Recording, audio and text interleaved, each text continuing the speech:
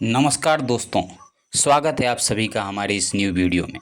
आज की वीडियो में हम बात करेंगे मानसरोवर पुस्तक जो है, जो कि प्रेमचंद, मुंशी प्रेमचंद महान कथाकार, महान कहानीकार, उनके कहानियों का जो संग्रह है, उसमें प्राकथनों पर हम बात करेंगे। तो चलिए शुरू करते हैं। एक आलोचक ने कहा है कि इतिहास में सब कुछ यथार्थ होते हुए भी वह असत्य है, और कथा साहित्य में सब कुछ काल्पनिक होते भी वह सत्य है। इस कथन का आशय इसके सिवा और क्या हो सकता है कि इतिहास आदि से अंत तक हत्या, संग्राम और धोखा का ही प्रदर्शन है, जो असुंदर है इसलिए असत्य है। लोभ की क्रूर से क्रूर, अहंकार की नीच से नीच, ईर्ष्या की अधम से अधम घटनाएं आपको वहाँ मिलेंगी और आप सोचने लगेंगे मनुष्य इतना अमानुष्य है, थोड़े से स्वार्थ के लिए भाई भाई की हत्या कर डालता है। उसे पढ़कर मन में ग्लानि होती है, आनंद नहीं। और जो वस्तु आनंद नहीं प्रदान कर सकती वह सुंदर नहीं हो सकती, और जो सुंदर नहीं हो सकती वह सत्य भी नहीं हो सकती। जहाँ आनंद है वहीं सत्य है। साहित्य काल्पनिक वस्तु है, पर उसका प्रधान गुण है आनंद प्रदान करना, और इसलिए वह सत्य है। मनुष्य ने जगत में जो कुछ सत्य और सुंदर पाया है और पा रहा है, उसी को साहित्य कहते हैं, और गल्प भी साहित्य का ही एक भाग है। मनुष्य जाति के लिए मनुष्य ही सबसे विकट पहेली है। वह खुद अपनी समझ में नहीं आता है, किसी न किसी रूप में वह अपना ही आलोचना किया करता है, अपने ही मनोरहस्य खोला करता है। मानव संस्कृति का विकास ही इसलिए हुआ है कि मनुष्य अपने को समझे। अध्यात्म और दर्शन की भांति साहित्य भी इसी खोज में लगा हुआ है। अंतर इतना ही है कि वह इस उद्योग में रस का मिश्रण करके उसे आनंदप्रद बना देता है। इसलिए अध्यात्म और दर्शन केवल ज्ञानियों के लिए है, साहित्य मनुष्य मात्र के लिए। जैसा हम ऊपर कह चुके हैं, गल्प या आख्यायिका साहित्य का एक प्रधान अंग है। आज से नहीं, अनादिकाल से ही। हाँ, आजकल की आख्यायिका और प्राचीन काल की आख्यायिका में समय की गति और रुचि के परिवर्तन से बहुत कुछ अंतर हो गया है। प्राचीन आख्यायिका कुतूहल प्रधान होती थी या आध्यात्मिक विषय। उपनिषद और महाभारत में आध्यात्मिक रहस्यों को समझाने के लिए आख्यायिकाओं का आश्रय लिया गया है। जातक भी आख्यायिका के सिवा और क्या है। बाइबल में भी दृष्टांतों और आख्यायिकाओं के द्वारा ही धर्म तत्व समझाए गए हैं। सत्य इस रूप में आकर साकार हो जाता है, और तभी जनता उसे समझती है और उसका व्यवहार करती है। वर्तमान आख्यायिका मनोवैज्ञानिक विश्लेषण और जीवन के यथार्थ स्वाभाविक चित्रण को अपना ध्येय समझती है। उसमें कल्पना की मात्रा कम, अनुभूतियों की मात्रा अधिक होती है, बल्कि अनुभूतियां ही रचनाशील भावना से अनुरंजित होकर कहानी बन जाती है। मगर यह समझना भूल होगी कि कहानी जीवन का यथार्थ चित्र है। जीवन के चित्र तो मनुष्य स्वयं हो सकता है, मगर कहानी के पात्रों के सुख दुख से हम जितना प्रभावित होते हैं, उतना यथार्थ जीवन से नहीं होते। जब तक वह निजत्व की परिधि में न आ जाए। कहानियों के पात्रों में हमें एक ही 2 मिनट के परिचय में निजत्व हो जाता है, और हम उनके साथ हंसने और रोने लगते हैं। उनका हर्ष और विषाद हमारा अपना हर्ष और विषाद हो जाता है। बल्कि कहानी पढ़कर वह लोग भी रोते या हंसते देखे जाते हैं जिन पर साधारणतः सुख दुख का कोई असर नहीं पड़ता, जिनकी आंखें शमशान में या कब्रिस्तान में भी सजल नहीं होती। वे लोग भी उपन्यास के मर्म स्पर्शी स्थलों पर पहुंचकर रोने लगते हैं। शायद इसका यह कारण भी हो कि स्थूल प्राणी सूक्ष्म मन के उतने समीप नहीं पहुंच सकते जितने की कथा के सूक्ष्म चरित्र के। कथा के चरित्रों और मन के बीच में जड़ता का वह पर्दा नहीं होता जो एक मनुष्य के हृदय को दूसरे मनुष्य के हृदय से दूर रखता है। और अगर हम यथार्थ को हूबहू खींच कर रख दें, उसमें कला कहाँ है। कला केवल यथार्थ की नकल का नाम नहीं है। कला दिखती तो यथार्थ है, पर यथार्थ होती नहीं। उसकी खूबी यह है कि वह यथार्थ न होते हुए भी यथार्थ मालूम हो। उसका मापदंड भी जीवन के मापदंड से अलग है। जीवन में बोधा हमारा अंत उसी समय हो जाता है जब हम वह वांछनीय नहीं होता। जीवन किसी का दाई नहीं होता है। उसके सुख दुख, हानि लाभ, जीवन मरण में कोई क्रम, कोई संबंध ज्ञात नहीं होता। कम से कम मनुष्य के लिए वह अज्ञेय है।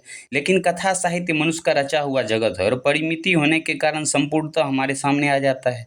और जहाँ वह हमारी मानवीय न्याय बुद्धि या अनुभूति का अतिक्रमण करता हुआ पाया जाता है, हम उसे दंड देने के लिए तैयार हो जाते हैं। कथा में अगर किसी को सुख प्राप्त होता है तो इसका कारण बताना होगा, दुख भी मिलता है तो उसका कारण बताना होगा। यहाँ कोई चरित्र मर नहीं सकता जब तक मानव न्याय बुद्धि उसकी मौत न मांगे। सृष्टा को जनता की अदालत में अपनी हर एक कृति के लिए जवाब देना पड़ेगा। कला का रहस्य भ्रांति है, पर वह भ्रांति जिस पर यथार्थ का आवरण पड़ा हो।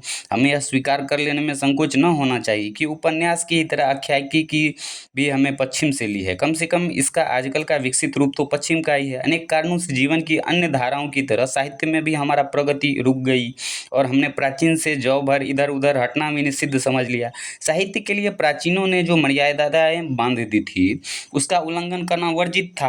अतएव काव्य, नाटक, कथा, किसी में भी हम आगे कदम न बढ़ा सके। कोई सुंदर होने पर भी अरुचिकर हो जाती है जब तक उसमें नवीनता न लाई जाए। एक ही तरह के नाटक, एक ही तरह के काव्य पढ़ते पढ़ते आदमी ऊब जाता है और वह कोई नई चीज़ चाहता है, चाहे वह उतनी सुंदर और उत्कृष्ट न हो।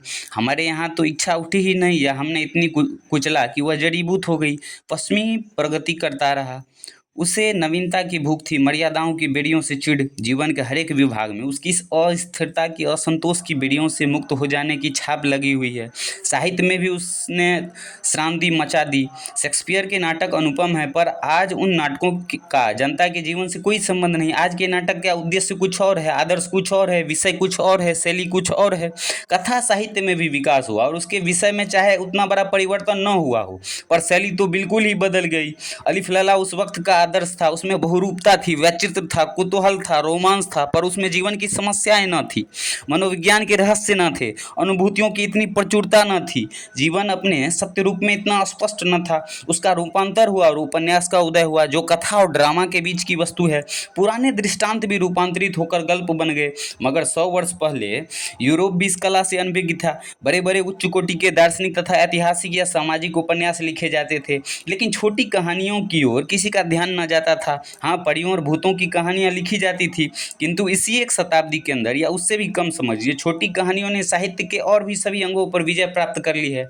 और यह कहना गलत न होगा कि जैसे किसी जमाने में कवित्व ही साहित्यिक अभिव्यक्ति का व्यापक रूप था, वैसे ही आज कहानी है और उसे यह गौरव प्राप्त हुआ है यूरोप की कितने ही महान कलाकारों की प्रतिभा से, जिसमें Balzac, Maupassant, Chekhov, Tolstoy, Maxim Gorky आदि मुख्य हैं। हिंदी में 25-30 साल पहले तक गल्प का जन्म न हुआ था। आज तक कोई ऐसी पत्रिका नहीं जिसमें 2-4 कहानियां न हो। यहाँ तक कि कई पत्रिकाओं में केवल कहानियां ही दी जाती है। कहानियां की इस प्राबल्य का मुख्य कारण आज तक का जीवन संग्राम और समयाभाव है। अब वह जमाना नहीं रहा जब हम बोस्ताने ख्याल लेकर बैठ जाएं और सारे दिन उसी के कुंजों में विचरते रहें। अब तो हर संग्राम में इतने तन्मय हो गए हैं कि हमें मनोरंजन के लिए समय ही नहीं मिलता। अगर कुछ मनोरंजन स्वास्थ्य के लिए अनिवार्य न होता और हम विकसित हुए बिना 18 घंटे काम कर सकते, तो शायद हम मनोरंजन का भी नाम नहीं लेते। लेकिन प्रकृति ने हमें विवश कर दिया, इसलिए हम चाहते हैं कि थोड़े से थोड़े समय में अधिक से अधिक मनोरंजन हो जाए। इसलिए सिनेमा ग्रहों की संख्या दिन दिन बढ़ती जाती है। जिस उपन्यास के पढ़ने में महीनों लगते उसका आनंद हम 2 घंटे में उठा लेते हैं। कहानी के लिए 15-20 मिनट ही काफ़ी हैं। अतएव हम कहानी ऐसी चाहते हैं कि वह थोड़े से थोड़े शब्दों में कही जाए, उसमें एक वाक्य, एक शब्द भी अनावश्यक ना आ पाए, उसका पहला ही वाक्य मन को आकर्षित कर ले और अंत तक उसे मुग्ध किए रहे। उसमें कुछ चटपटापन हो, कुछ ताजगी हो, कुछ विकास हो और इसके साथ ही कुछ तत्व भी हो। तत्वहीन कहानी से चाहे मनोरंजन भले हो जाए, मानसिक तृप्ति नहीं होती। यह सच है कि हम कहानियों के उपदेश नहीं चाहते, लेकिन विचारों को उत्तेजित करने के लिए, मन के सुंदर भावों को जागृत करने के लिए कुछ न कुछ अवश्य चाहते हैं। वही कहानी सफल होती है जिसमें इन दोनों में से, मनोरंजन और मानसिक तृप्ति में से एक अवश्य उपलब्ध हो। सबसे उत्तम कहानी वह होती है जिसका आधार मनोवैज्ञानिक सत्य पर हो। साधु पिता को अपने कुव्यसनी पुत्र की दशा से दुखी होना मनोवैज्ञानिक सत्य है। इस आवेग में पिता के मनोवेगों को चित्रित करना और तदनुकूल उसके व्यवहार को प्रदर्शित करना कहानी को आकर्षक बना सकता है। बुरा आदमी भी बिल्कुल बुरा नहीं होता, उसमें कहीं न कहीं देवता अवश्य छिपा होता है, यह मनोवैज्ञानिक सत्य है। उस देवता को खोलकर दिखा देना सफल आख्यायिका का काम है।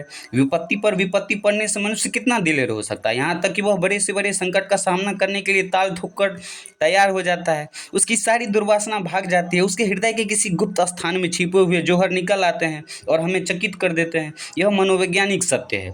एक ही घटना या दुर्घटना में भिन्न भिन्न प्रकृति के मनुष्य को भिन्न भिन्न रूप से प्रभावित करती है।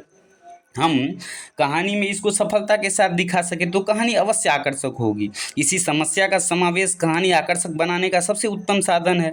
जीवन में ऐसी समस्या नित्य उपस्थित होती है और उनसे पैदा होने वाला द्वंद्व आख्यायिका को चमका देता है। सत्यवादी पिता को मालूम होता है कि उसके पुत्र ने हत्या की है, वह उसे न्याय की विधि पर बलिदान कर दे या अपने जीवन सिद्धांतों की हत्या कर डाले। कितना भीषण द्वंद्व है। पश्चाताप ऐसे द्वंद्वों का अखंड स्रोत है। एक भाई ने दूसरे भाई की संपत्ति छल कपट से अपहरण कर ली है, उसे भिक्षा मांगते देखकर क्या छली भाई को जरा भी पश्चाताप न होगा? अगर न हो तो वह सचमुच मनुष्य नहीं है। उपन्यासों की भांति कहानियां भी कुछ घटना प्रधान होती है, कुछ चरित्र प्रधान। चरित्र प्रधान कहानी का पद ऊंचा समझाता है, मगर कहानी में बहुत विस्तृत विश्लेषण की गुंजाइश नहीं होती। हमारा उद्देश्य संपूर्ण मनुष्य को चित्रित करना नहीं, वरन उसके चरित्र का एक अंग दिखाना है। यह परमावश्यक है कि हमारी कहानी से जो परिणाम या तत्व निकले वह सर्वमान्य हो और उसमें कुछ बारीकी हो। यह एक साधारण नियम है, हमें उसे उसी बात में आनंद आता है जिससे हमारा कुछ संबंध हो। जुआ खेलने वालों को जो उन्माद और उल्लास होता है वह दर्शक को कदापि नहीं हो सकता। जब हमारी चरित्र इतने सजीव और आकर्षक है कि पाठक अपने को वो उसके स्थान पर समझ लेता है, तभी तो उसे उस कहानी में आनंद प्राप्त होता है। अगर लेखक ने अपने पात्रों के प्रति पाठक में यह सहानुभूति नहीं उत्पन्न कर दी तो वो अपने उद्देश्य में असफल है। पाठकों से यह कहने की जरूरत नहीं है कि इन थोड़े ही दिनों में हिंदी गल्प कला में कितनी प्रौढ़ता प्राप्त कर ली है।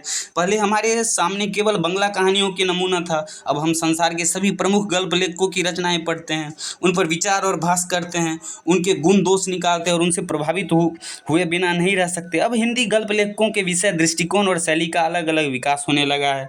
कहानियाँ जीवन के बहुत निकट आ गई है। उसकी जमीन अब उतनी लंबी चौड़ी नहीं है, उसमें कई रसों, कई चरित्रों, कई घटनाओं के लिए स्थान नहीं रहा। अब वह केवल एक प्रसंग का, आत्मा की एक झलक का सजीव हृदय स्पर्शी चित्रण है। इस एक तथ्यता ने उसमें प्रभाव, आकस्मिकता और तीव्रता भर दी है। अब उसमें व्याख्या का अंश कम, संवेदना का अंश अधिक रहता है। उसमें शैली भी अब प्रवाहमयी हो गई है। लेखक को जो कुछ कहना है वो कम से कम शब्दों में कह डालना चाहता है। वो अपने चरित्रों को, मनोभावों की व्याख्या करने नहीं बैठता, केवल इनके तरफ एक इशारा कर देता है। कभी कभी तो संभाषणों में एक दो शब्दों में से ही काम निकाल लेता है। ऐसे कितने ही अवसर होते हैं जब पात्र के मुंह से एक शब्द सुनकर हम उसके मनोभावों का पूरा अनुमान कर लेते हैं। पूरे वाक्यों की जरूरत ही नहीं रहती। अब हम कहानियों का मूल्य उसके घटना विन्यास से नहीं लगाते, हम चाहते हैं कि पात्रों की मनोगति स्वयं घटनाओं की सृष्टि करे। घटनाओं का स्वतंत्र कोई महत्व ही ना रहा, उसका महत्व केवल पात्रों के मनोभावों को व्यक्त करने की दृष्टि ही है। उसी तरह जैसे शालिग्राम स्वतंत्र रूप से केवल पत्थर का एक गोल टुकड़ा है, लेकिन उपासक ही श्रद्धा से प्रतिष्ठित होकर देवता बन जाता है। खुलासा यह है कि गल्प का आधार अब घटता नहीं, मनोविज्ञान की अनुभूति है। आज लेखक केवल कोई रोचक दृश्य देखकर कहानी लिखने नहीं बैठ जाता। उसका उद्देश्य स्थूल सौंदर्य नहीं, वह तो कोई ऐसी प्रेरणा चाहता है जिसमें सौंदर्य की झलक हो और इसके द्वारा वह पाठक की सुंदर भावनाओं को स्पर्श कर सके। तो ये पंक्ति जो थी, ये मानसरोवर कहानियों का जो संग्रह है उसमें मुंशी प्रेमचंद के द्वारा लिखी गई थी। तो चलिए अब मानसरोवर की अन्य कहानियों के संग्रह के साथ हम मिलेंगे। तब तक के लिए थैंक्स फॉर वॉचिंग। तो प्लीज़ यदि ये प्राकथन आपको अच्छा लगा हो तो प्लीज़ लाइक, शेयर, सब्सक्राइब और एक प्यारा सा कमेंट ज़रूर करें। और यदि आप चाहते हैं कि मानसरोवर की कहानियों का जो है संग्रह है ये आगे भी चलता रहे तो प्लीज़ लाइक, शेयर, सब्सक्राइब ज़रूर करें। आज के लिए इतना ही, तो मिलते हैं फिर कल किसी न्यू वीडियो के साथ। तब तक के लिए थैंक्स फॉर वॉचिंग।